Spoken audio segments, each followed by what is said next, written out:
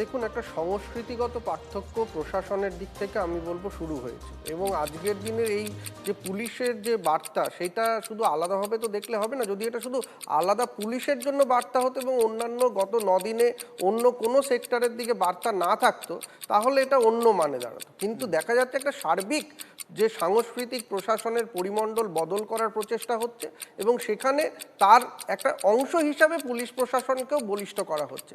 আজকে একটা দেখে খুব ভালো লাগছে যে একজন পুলিশ মন্ত্রী, আমরা গত 15 বছরে মুখ্যমন্ত্রীর ছায়ায় পুলিশ মন্ত্রীকে কোথাও হারিয়ে ফেলেছিলাম।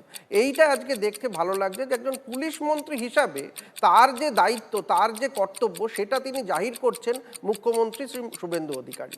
এবং আরেকটা জিনিস সেটা খুব গুরুত্বপূর্ণ, সেটা হচ্ছে যে এই যে আপনাদের প্রতিবেদনে যে শিক্ষক আন্দোলন হয়েছিল, সেখানে পুলিশের যে লাথি, সেটা শিক্ষকদের যারা গেছিল সেটা খেতে হয়েছিল, সেইটা বোধহয় মিস হয়ে গেছে হরগোবিন্দ দাস, চন্দন দাসের মৃত্যুর সময় কিভাবে সমস্ত কিছু ওইখানকার লোকাল পুলিশ থানার ইনঅ্যাকশন, এগুলো দুটো একটা মিস হয়েছে। কিন্তু আসলে সব দিক থেকে দেখতে গেলে মমতার পুলিশ, আপনারা যেটা বলছেন, সেখানে হয়তো মমতাটা ছিল না। কারণ পুলিশ প্রশাসনের দুটো ভাগ রয়েছে। একটা পুলিশ কর্তা সাহেব আছেন আমাদের এখানে, আরও ভালো জানেন, যে একটা হচ্ছে আইনকে প্রণয়ন করা, আর আরেকটা আইন প্রণয়ন করতে গেলে সেখানে যাতে কোনো মানুষের সঙ্গে যে একটা রিলেশন, পাবলিক রিলেশন, সমস্ত থানায় পাবলিক রিলেশন অফিসার থাকে, অর্থাৎ এই যে মানুষের সঙ্গে জনসংযোগ, সেই জনসংযোগটাও একটা গুরুত্বপূর্ণ দিক, এবং সংবিধান মেনে আইন মেনে কাজ করাটাও গুরুত্বপূর্ণ দিক।